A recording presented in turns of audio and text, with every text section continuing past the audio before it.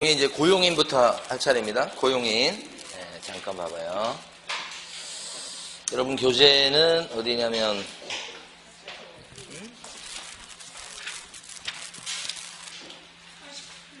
49페이지부터죠.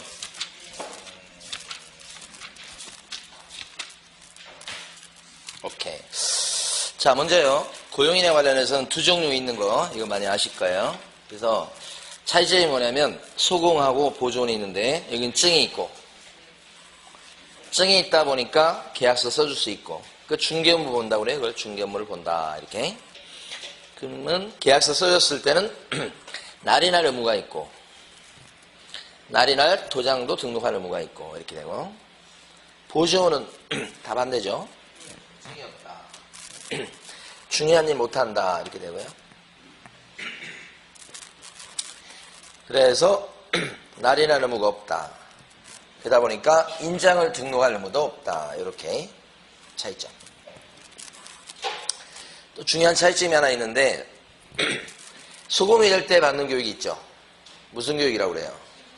실무 교육이죠. 보존 되려고 할 때 받는 교육은 그렇죠. 요거 잘 나옵니다. 두 개 차이점. 예.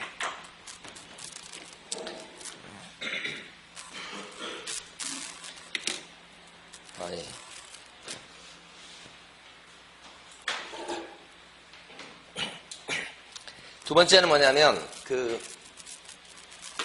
대신 이제 사장님은 부동산 사장님은 종업원을 쓰려면 쓸 수 있는데 이제 그것과 관련해서 법에서 얘기하는 걸 보면 몇 명이 더 좋아요. 몇 명이든 쓸 수 있어요. 대신 책임질 각오를 하시라 이렇게 두 가지. 이때 이제 결격자 아닌 사람을 쓰게 돼 있어요. 뽑을 때. 그러니까 미성년자를 보존으로 쓰면 돼요, 안 돼요? 안 되는 거지. 파산 선고 받은 사람을 고용인으로 고용하면 안 되는 거죠. 그런 거 얘기하는 거죠. 자, 그 다음에 고용했을 때에는 관청에다 신고하게 돼 있어요. 언제까지 합니까? 요 신고는 업무를 개시하기 전까지 신고하게 돼 있어요. 안 하면 이게 영업정지 한 달 정도 받아요. 고용신고. 요거 꼭 알아두셔야 돼요. 이 고용신고할 때는 거기도 써놨습니다만은 전자문서로 할 수 있겠다 없겠다. 할 수 있다 이렇게 되죠. 그 다음에 고용관계 종료신고를 하게 되어 있는데 이건 종료가 됐다는 것은 잘랐을 때나 아니면 스스로 관뒀을 때 사장님이 하는 신고예요. 이 종료신고는 언제까지 하냐면 10일 이내. 전통적으로 많이 나온 부분입니다. 여기가 두 개 바뀌면 안 돼요. 고용신고를 10일 이내 한다 그러면 맞아요? 틀려요? 고용신고를 고용하고 10일 내에 한다 그러면 틀리잖아요. 고용신고가 10일 이내가 아니고 종료신고가 10일 이내예요. 그렇죠. 네, 그래서 종료신고는 10일 이내. 요걸 두 개 다 기억하기 힘들다면 요 하나라도 기억하셔야 돼요. 종료신고는 10일 이내. 그래서 이게 10원이잖아요. 10원. 10자잖아요. 10. 네, 그래서 10원짜리 생각하시고 요새 10원짜리 있나요? 아, 있어요? 구경 못 해본 것 같아. 네. 네, 그래서 제 이름을 기억하세요. 종원이 10원짜리. 종원이 10원짜리. 저희 때는 10원짜리도 있고 5원짜리 있고 1원짜리 있었잖아요. 10원짜리 하나면 전빵에 갈 수 있어요.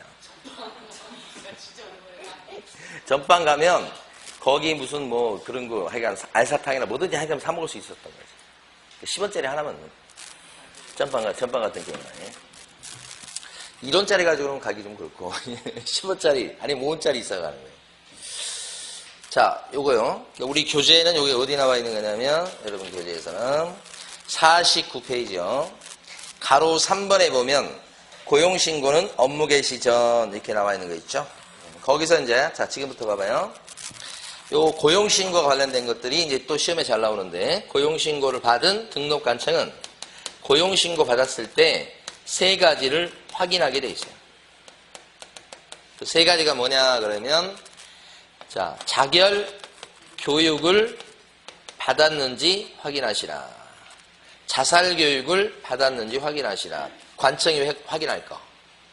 자가 뭘까요? 자 자격증이 있는지 없는지, 결은 결격자인지 아닌지, 요 교육 받았는지, 우리 아까 소공일 때는 실무교육 받았는지, 보조원일 때는 직무교육 받았는지, 그거 확인하라 이렇게 돼 있지. 요거 세 가지 확인. 예. 요새는 요게 잘 나옵니다. 요게. 그래서 거기 보면 가로 3번에 동그라미 1번은 둘째 줄에 보면 업무 개시 전까지 고용신고하는 거고, 그때 셋째 줄 보면 전자문서로도 되고, 그 다음에 동그라미 2번 고용신고를 받은 등록관청은 동그라미 2번 첫 줄 끝에요. 둘째 줄 넘어가면 자격증을 발급한 시 도지사한테 자격 확인을 요청해서 확인해라 이렇게 돼 있고요. 그러니까 소공에 대해서 고용신고할 때 사장님은 그 공인중개사 자격증을 첨부하지 않습니다. 그러니까 자격증을 복사해서 나 이 자격증 있는 사람 고용해요 이렇게 하는 게 아니고, 그냥 고용신고하면 등록관청이 증이 있는지 없는지 시도지사한테 확인해서 알아봐 버려요. 그러니까 서류 낼 필요가 없죠. 그거 가로 3번은 하나도 뺄 게 없어요, 여러분. 그 다음에 동그라미 3번 고용신고를 받은 관청은 추가적으로 두 가지 확인합니다. 결격자인지 아닌지. 신원조회 해봐요. 또 하나 더 확인할 게 뭐예요? 교육을 받았는지 요거 확인. 자결교육을 받았는지 확인하시라. 자, 근데 여기서 외국 사람 같은 경우는 신원조회가 될 것 같아요, 안 될 것 같아요? 외국 사람은 안 되죠. 그러니까 외국 사람은 등록관청이 확인할 게 아니고, 외국 사람은 신원조회 결격자인지 아닌지 확인이 불가능하니까 어떻게 해야 되겠어요? 동그라미 4번 자기 스스로 결격자 아님을 증명하는 서류를 제출해야 돼요. 누구는? 외국인은. 하나도 뺄 게 없어요, 지금. 그 다음에 아까 종료신고는 가로 4번에 나오는데 언제까지 한다고요? 종원이 기억하시고 10원짜리. 예? 10원짜리. 종원이 10원짜리 기억하시고. 자, 넘어가십니다. 책임지는 거 합니다. 책임지는 거. 예?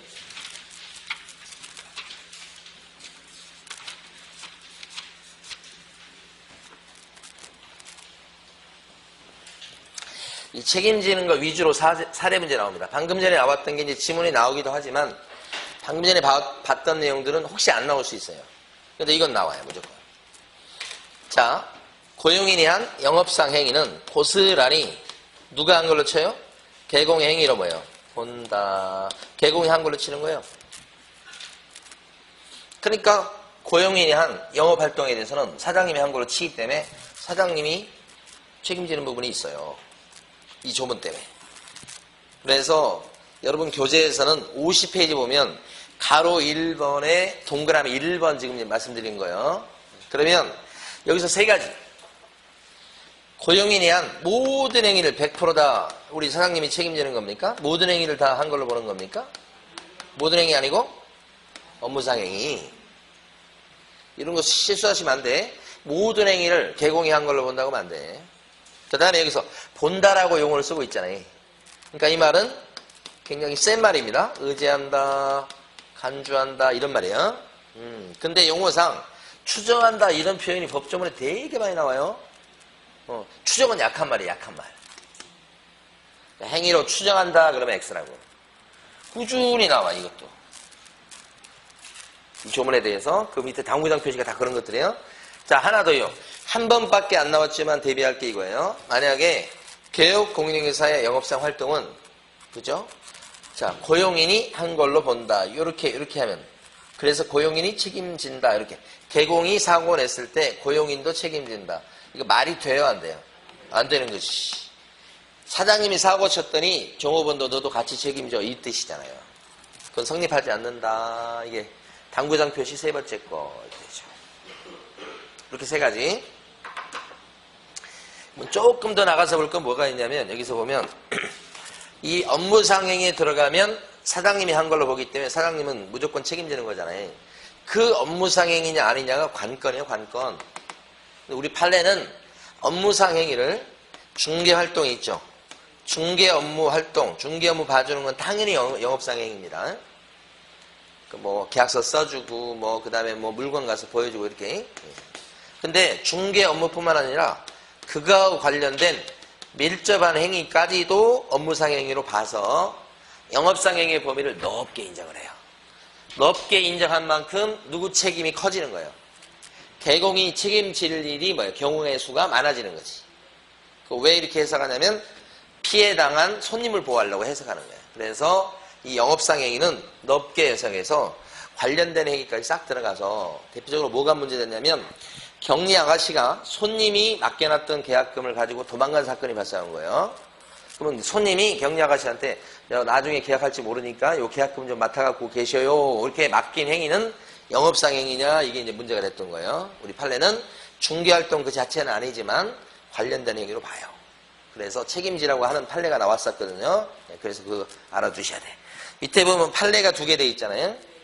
그래서 거기 첫 번째 판례는 고용인의 업무상행위는 중개대상물의 거래행위에 관한 알선 업무뿐만 아니라 위 업무와 관련이 있고 외형상 객관적으로 쫙 봤을 때 중개 업무 또는 그와 관련된 것으로 보여지는 행위까지도 다 포함한다. 이렇게 관련된 행위까지 다 포함해서 넓게 인정해요. 그러다 보니까 그 밑에 판례 내용은 그래서 나온 거예요. 권리의 득실 변경에 관한 행위를 알선하는 것뿐만 아니라 중개보조원이 의뢰인이 맡겨놨던 계약금을 가지고 횡령한 경우에도 보조원이 밑에 있는 직원이 중개 업무와 뭐예요? 관련됐다고 보죠. 중개 업무 자체는 아니지만 관련된 행위다. 밀접행위라고 제가 표현을 썼는데 이게 뭐예요? 관련행위. 그러니까 계약금을 보관해주는 것도 여기에 들어가서 이거로 본다. 그리고 횡령한 것은 여기가 그래서 어떻게 물어줘야 된다. 그 얘기하는 거죠 지금. 자, 근데 이제 실제 사례에서는 이 판례 케이스보다는 지금부터 보는 케이스가 많이 나오죠. 고용인이요, 밑에 수공이 됐든 보조원이 됐든 손님한테 거짓말을 하는 케이스. 거짓말은 우리 법적 의미로 보면 판단을 그르치게 한다. 이렇게 해서 금지행위에 들어가요. 사실은 밑에 있는 종업원이 여러 가지 잘못한 것, 여러 가지 행위 중에서 이게 제일 많아요. 거짓말 쳐서 손님을 속이는 거예요. 잘못 얘기했거나. 그러면 이 거짓말 친 것은 사장님이 거짓말한 걸로 본다예요. 그렇죠? 그러다 보면 거짓말 쳐서 요소 손님한테 손해를 입혔을 건데 그 손해 입힌 거에 대해서 우리 직접 거짓말한 고용인이 물어줄 책임이 있는 거 당연해요. 이거 말할 것도 없고 당연히 책임지고 나아가서 여기도 거짓말한 꼴이에요. 본다 그렇게 돼 있으니까. 그러니까 여기도 뭐예요? 물어줘요. 여기 도우라고 그랬잖아요. 같이 물어주게 해석을 합니다. 그러니까 개업공인인사는 직접 잘못한 것도 아닌데 책임을 지게끔 해요. 같이. 이렇게 해야 이 사람이 손해배상 받는 게 수월해져요. 만약 여기만 책임진다고 한다면 이 사람은 재산이 없을 가능성이 굉장히 높아요. 그리고 행방불명 될 가능성이 높아요. 근데 여기는 사무실이 있는 사람이잖아요. 그래서 이렇게 배상 청구를 했을 때 이 사람한테 받는 게 훨씬 이 사람한테 유리할 거예요. 그래서 여기서도 받아낼 수 있게끔 해석하는 게 바로 연대 책임이에요. 그러니까 물어줄 책임이 있는데 우리 개공은 연대에서 같이 책임지라 이렇게 해석해요. 그래서 요리만 쳐들어갈 수도 있어요. 그러면 물어주라고 판결나요. 여기 입장에서 봤을 때는 자기는 잘못한 게 없어요. 그래도 물어줘야 되죠. 이걸 무과실 책임이라고 그래요. 무서운 책임이죠. 그러니까 책임을 여기도 뒤집어 쓰게 되는 거예요. 뒤집어 쓰. 원래 책임 여기 지는 건 당연해요. 왼쪽은 얘기할 필요가 없어요. 우리 사장님 관점에서 얘기하는 거예요. 사장님도 뒤집어 쓴다. 그죠? 손해배상 받는 걸 쉽게 하려고 하는 거예요. 요게 뭐냐면 연대 책임이고 무과실 책임이다. 이렇게. 빨간 거 했습니다. 빨간 거.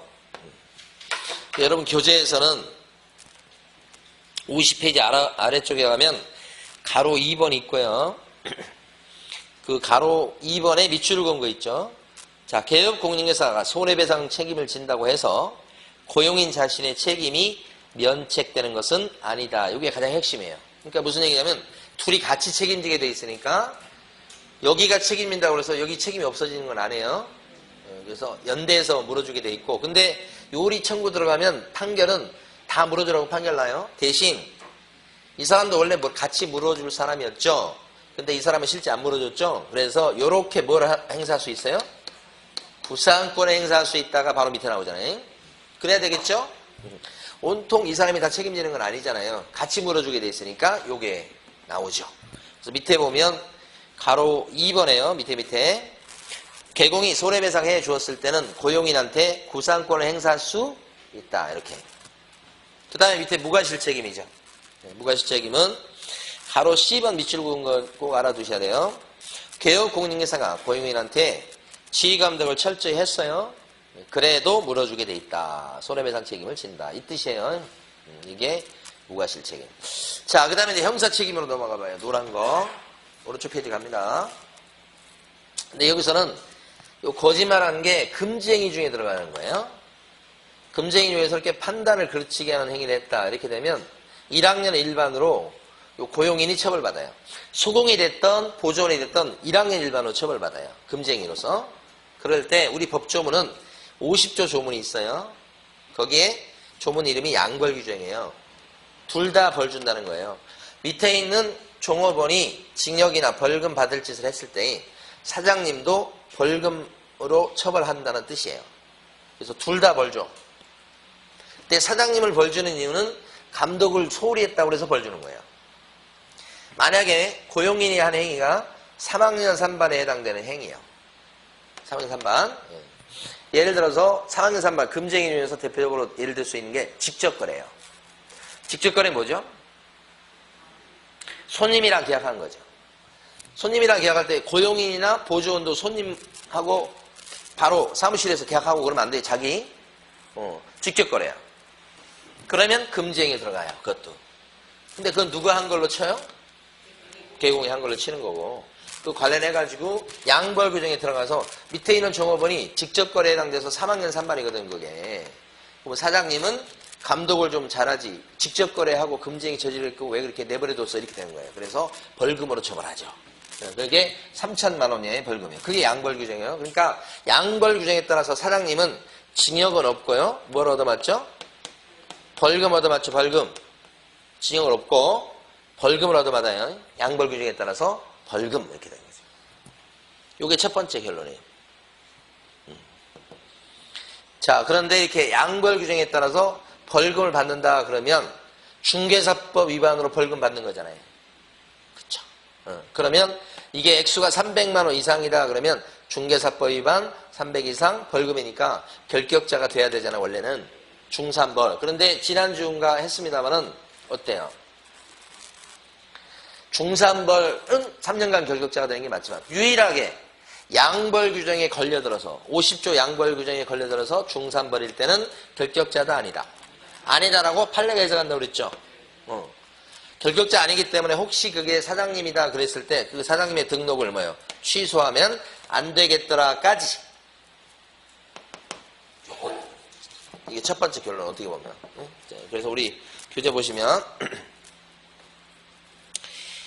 지금 가로 오른쪽 페이지 왔습니다. 가로 3번에 동그라미 2번.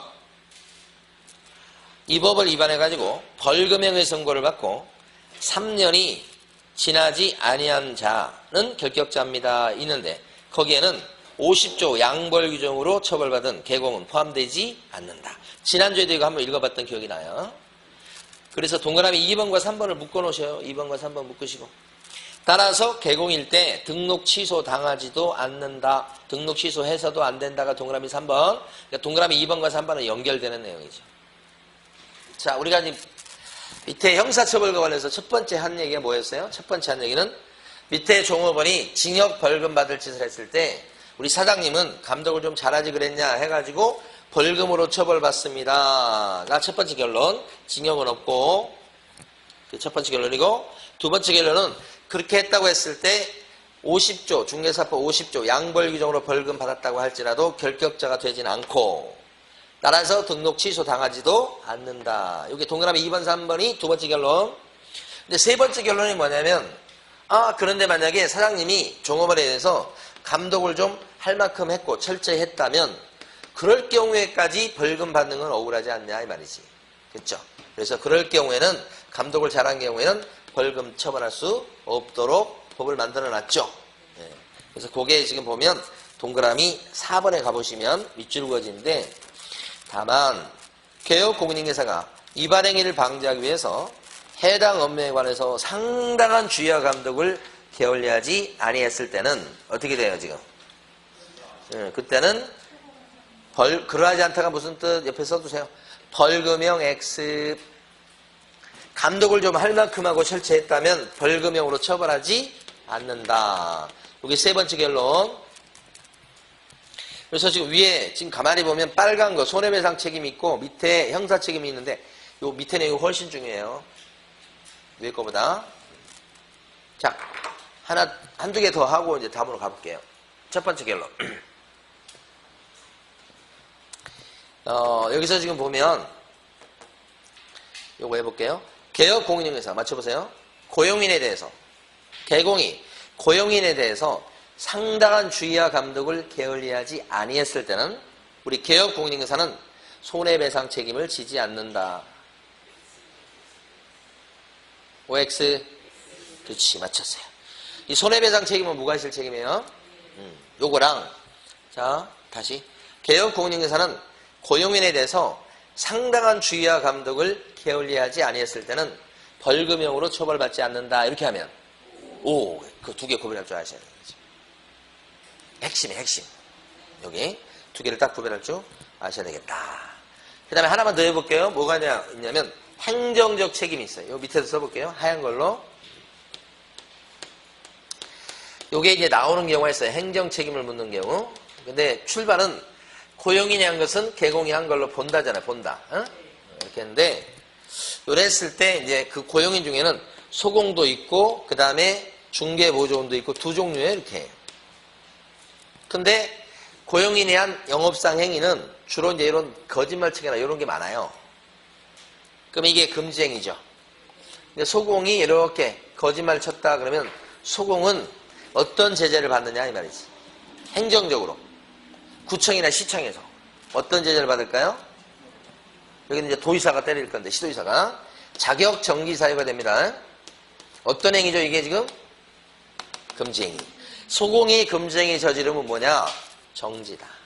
자격 정지 먹고 중개보조원도 거짓말치고 이런 금지행위 하면 안 되죠. 중개보조원이 금지행위 즉 거짓말 쳤다. 금지행위를 했다 그러면 어떤 제재를 받아요? 행정적인 제재는 시청이나 구청에서는 아니면 뭐 도지사는 없습니다. 이게 왜 없는 거예요? 중개보조는 증이 없는 양반이니까 등록도 안 돼 있고 잘못한 건 맞아. 근데 때릴 데가 없는 거예요. 그런데 여기가 거짓말하고 소공이나 보조원이 거짓말한 것은 개공이 한 걸로 보죠. 그럼 개공이 금지행위 저지른 꼴이죠. 그래서 개공은 그것 때문에 등록 취소를 당할 수가 있어요. 원래 금지행위는 임등치야. 임등치는 등록 취소 할 수 있다지. 원래가. 그러면 임등치니까 등록 취소 안 할 수도 있겠네. 안 하면 어떻게 돼요? 등록 취소 안 하면 업무 정지가 돼요. 그러니까 지금 가만히 보면 지금 밑에 우리 사장님은 누구 때문에 등록 취소나 영업 정지를 당하는 꼴이에요 지금? 밑에 때문에 직원 때문에. 그래서 여기가 금지행위 저지르면 주로 똑같아요. 그러면 여기가 등록 취소나 영업 정지를 당할 수 있다 이런 뜻이에요. 이게 뭐예요? 행정적 책임. 그러니까 보조원이 만약에 금지행위 저질렀다 그러면 행정적으로 보조원은 하나도 받는 게 없죠. 근데 사장님이 이렇게 받는 거야. 소공이 금지행위 저질렀죠. 자격정지 몇 개월 하고 우리 사장님은 등록 취소나 영업정지 얼마 이렇게 받는다고 이렇게. 밑에 사람 때문에 행정적 제재를 받게 된다. 이것이 지금 가로 4번의 행정 책임이에요. 그래서 그 밑에 보시면 박스에서 지금 칠판에 있는 거하고 똑같이 그려놨죠 지금. 제일 밑에 박스. 박스가 더 이해하기 쉬울 거예요. 제일 밑에 박스 보면 이거 있잖아요. 요거 있잖아요. 요거 있잖아요. 요거 그대로 제일 밑에 박스에서 제일 끄트머리에 그렇게 하시면 돼요. 그런데 이렇게 하다 보니까 하나 조금 이제 모순되는 게 있잖아요. 아까 위에 보면 양벌 규정에 걸려 들어가지고 벌금을 물어도 결격자로 삼을 수 없으니 등록 취소 안 당한다고 그랬잖아요. 벌금을 물어도 등록 취소를 하면 안 된다고 그러잖아요, 지금. 근데 여기는 지금 뭐예요? 등록 취소 할 수 있다고 그러잖아요. 같은 행위인데, 지금 같은 행위인데. 두 개가 모순되잖아요? 근데 이것은 뭐냐? 이건 판례고, 이것은 조문이 아니고 해석이에요. 조문 갖고 하는 해석이에요, 해석. 그래도 어쨌든 두 개가 충돌돼. 그러니까 이런 것들이 이제 여러분 입장에서는 이제 골치 아픈 거예요. 딱 뭐 이렇게 두 개가 충돌되지 않고 하나 딱 그러면 기억하기도 좋을 텐데 이게 충돌되는데 그러면 이런 것을 시험 문제에 안 내야 되는 거예요. 근데 낸다 또. 간단히 구별할 수 있습니다. 양벌 규정 얘기가 나오면 등록 취소 돼요, 안 돼요? 무조건 안 낸다고 답을 하시고, 양벌 규정 얘기가 나오면. 그거 안 나오고 밑에 사람이 사고 쳤더니 사장님은 뭐 등록 취소 당할 수 있다, 영업정지 당할 수 있다, 그러면 당할 수 있다고 하시고, 양벌 규정 얘기가 안 나오면, 이거 동그라미 하시고, 양벌 규정 얘기가 나오면 못한다고 하시고, 사실 진리는 하나뿐일 건데, 여기서는 두 개로 나눠서 그냥 시험 보실 때는 기술적으로 대응할 수밖에 없습니다. 양벌 규정이 나오면 등록 취소 안 당해.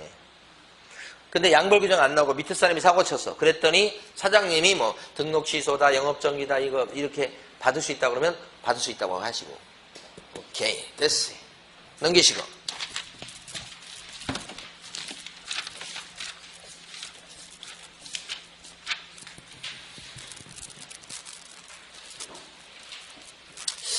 자, 이번에 이제 도장 얘기를 해볼 거예요. 도장 얘기는 이렇게 시간이 빨리 간대요.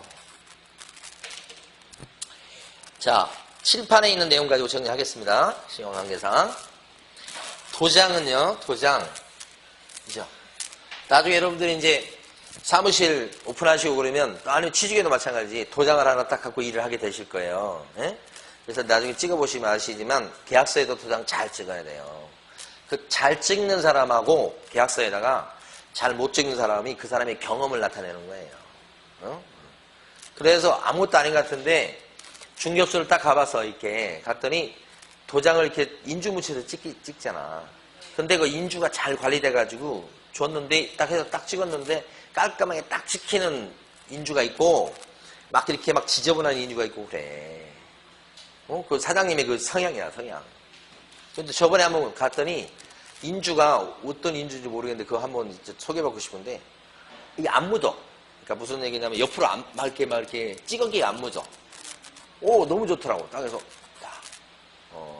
그래서 그걸 하나 구하고 싶더라고요. 이 찌꺼기 안 묻는 거.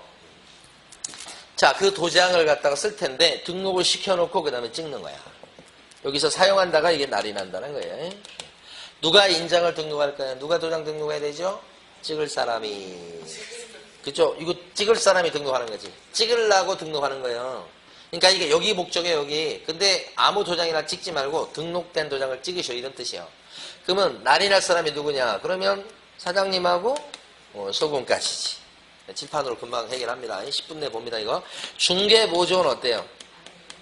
찍을 의무가 없지. 아까도 했지만, 그러니까 이걸 등록하는 것도 없어.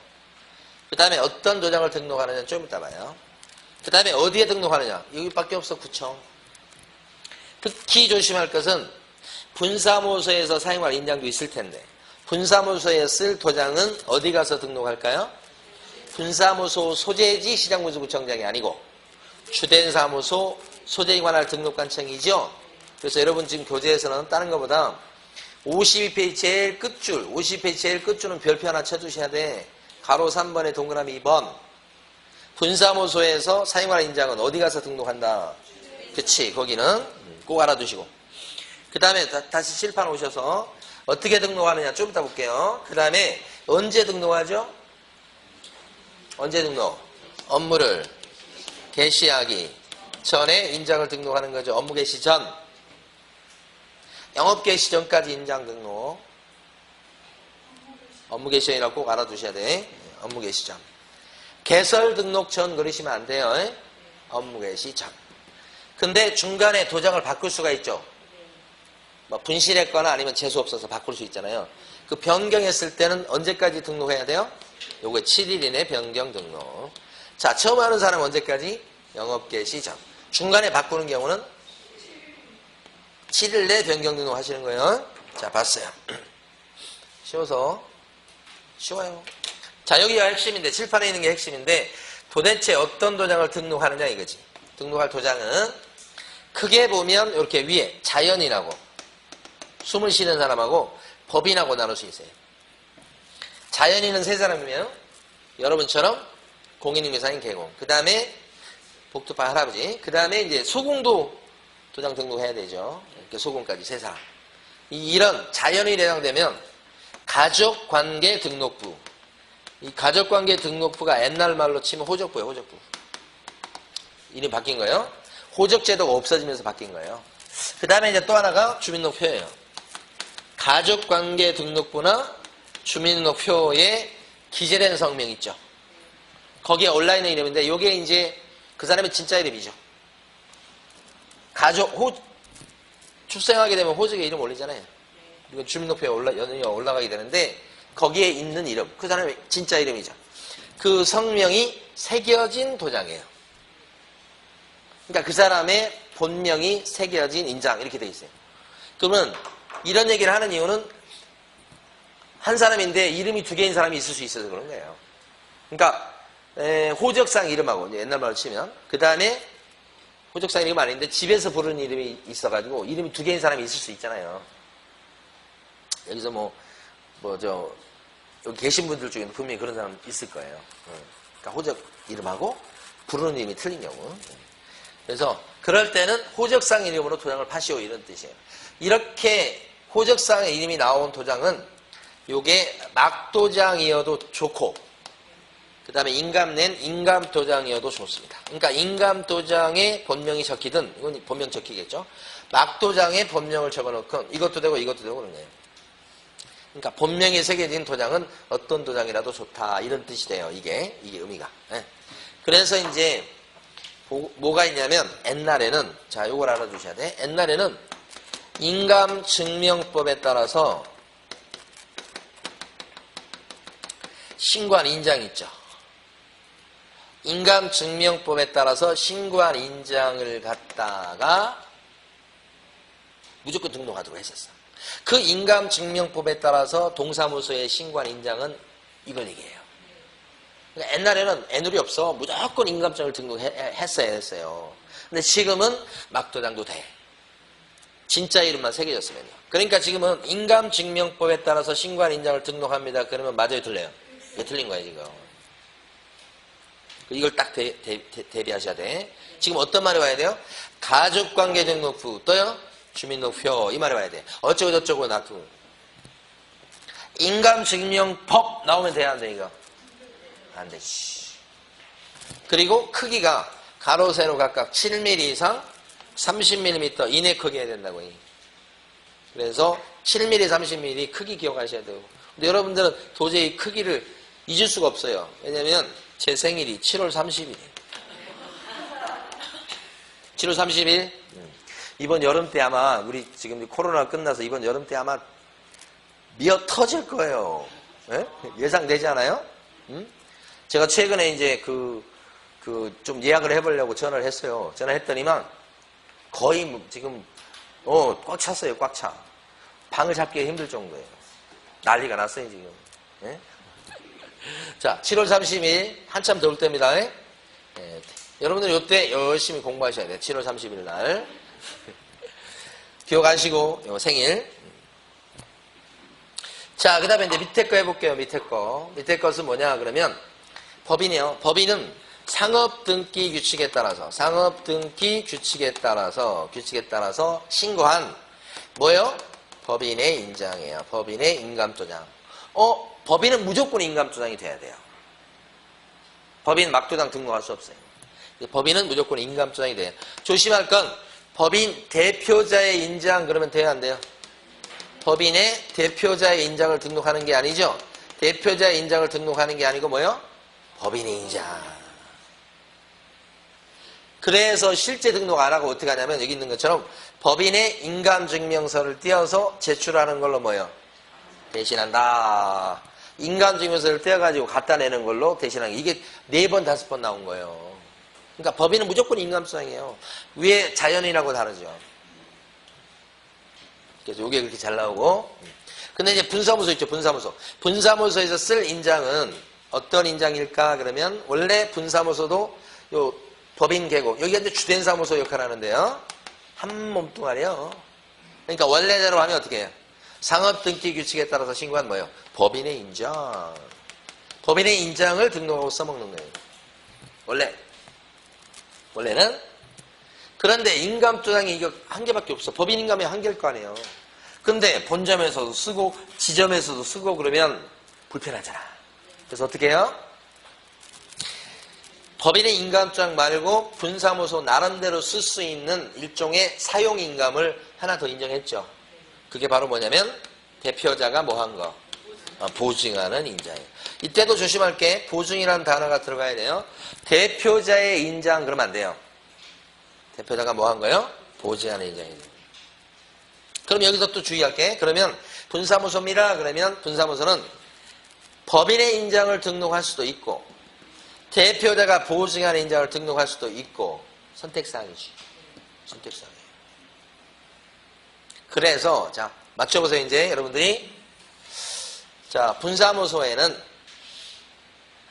자 상업등기 규칙에 따라서 신고한 법인의 인장을 등록하여야 된다.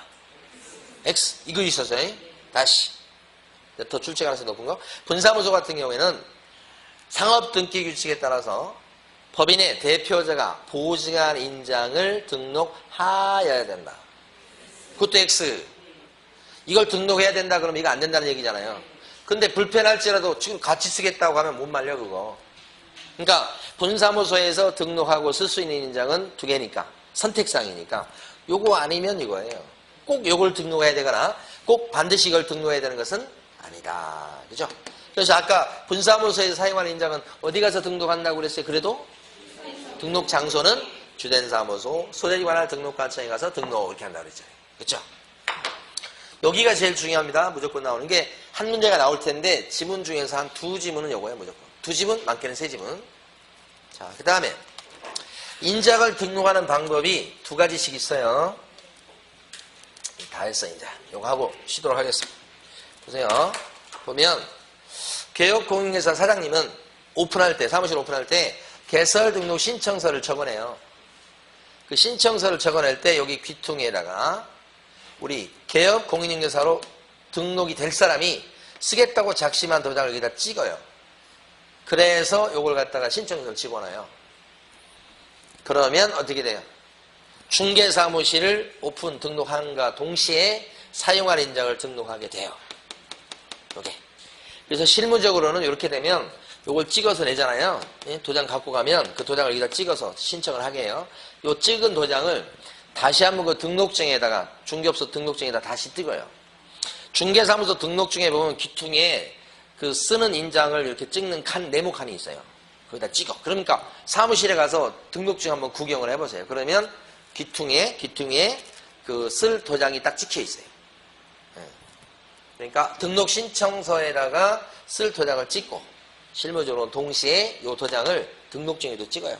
그걸 발급해 주는 거예요. 근데 이게 이제 등록 신청할 때 이거 안 하고 이렇게 할 수도 있지. 인장 등록할 때 써먹는 양식이 인장 등록 신고서예요. 갑은 중개업소 등록은 이걸로 해. 이거 안 하고. 그러고 나서 인장 등록 신고서에다가 갑이 쓸 인장을 인주민처에서 찍어서 이걸 갖다 내요. 요것도 인장 등록이야. 그러니까 개설 등록할 때 같이 해버릴 수도 있고 아니고 인장 등록 신고서를 통해서 별도로 할 수도 있고 그런 거지. 누가? 개공이. 그럼 이제 소공이 을이라고 쳐봐요. 을은 방법이 두 가지요. 고용신고를 갑 개공이 할 적에 껴들어가서 을 소공이 자기가 쓰겠다고 작심한 그 도장을 여기다 찍어요. 그래서 고용신고서 들어갈 때 같이 사용한 인장을 등록할 수도 있어요. 이래도 되고 아니면 여기 껴들어가지 않고 인장 등록 신고서가 있어요. 이거 똑같아요. 인장 등록 신고서에다가 소공이 사용한 인장을 여기다 찍어서 이걸 내는 방법도 있다. 그러니까 소공도 인장을 등록하는 방법이 두 가지죠. 그러면 출제 포인트가 딱 이거예요. 자, 맞춰보세요. 개업공인인증사는 개공은 중개사무소 개설 등록할 때 사용한 인장을 함께 등록하여야 한다. X. 요거 있잖아요. 요거. 자, 그래요. 자, 소수공인인증사는 개업공인인증사가 고용신고할 때 사용한 인장을 함께 등록하여야 된다. X. 왜요? 요것도 있어요. 그러니까 방법이 선택사항으로서 두 가지가 있으니 둘 다 요걸로만 해야 돼. 그러면 틀리는 거죠? 요걸로만 해야 돼. 그래도 틀린 거. 요것도 있으니까. 요게 여러분 교재에서는 53페이지 제일 위로 가시면 가로 4번에 별표가 2개 돼 있는 거 보이시죠? 그거 본 거예요. 자, 쉬겠습니다.